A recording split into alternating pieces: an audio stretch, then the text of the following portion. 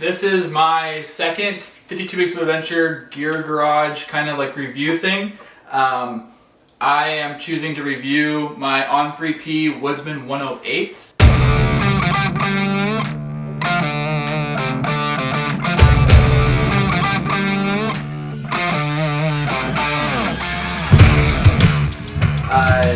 They're the 2020 version, but they didn't really change that much from the 2020 to the 2021. There's not a whole lot that's different. And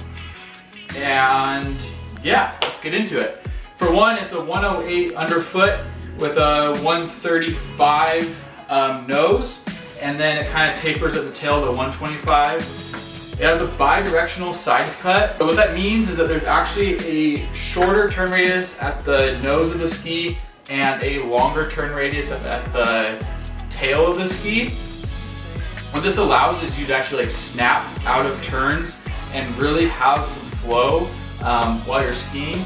It does an exceptional job in powder. I have not sunk once in this ski. It floats like no tomorrow. It really stays on top of it, even in that really, really deep stuff that we get here in the Northwest. I have Marker Griffin 13s on this ski. It's my inbound ski. I went with a traditional alpine binding because this ski is really heavy and I'm not gonna take it uphill. It's like 2,100 grams per ski, which is a pretty heavy ski. They use bamboo and a bunch of other stuff in their skis that make it really, I guess, like get rid of the chatter, but and the stability is really increased when you do that, but it makes it a really heavy ski. I have really no complaints. It's a 177 length. I am 5'11", and I think that's like the perfect length for me.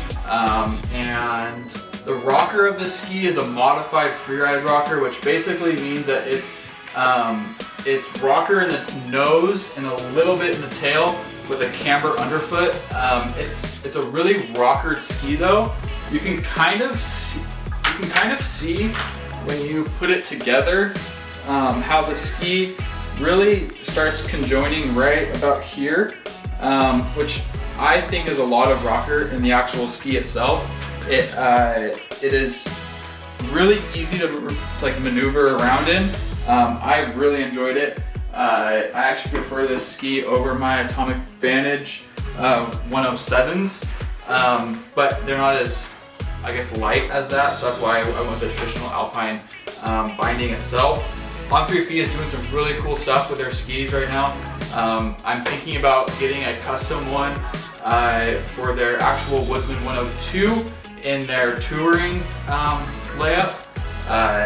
So that's down the road. They're pretty spendy, but yeah, I don't really have any complaints about this ski. The only thing is that when you do get into like those icy corduroy, it does tend to slide out on you. I don't know if it's just because I need to tune my edges or what, but it definitely slides out and you kind of lose confidence in the turn. But other than that, in crud, in powder, in pretty much any other condition, it does an awesome job. It's a perfect ski. Highly suggest you going and picking one up. I've had a lot of fun on them. So that's the end of this Gear Garage 52 Weeks of Adventure kind of thing. These are going to be posted every single week on Fridays, and yeah, it's been a pleasure. So I guess all else is to say is I'll see you guys out in the trails, and I'll catch you on the next one.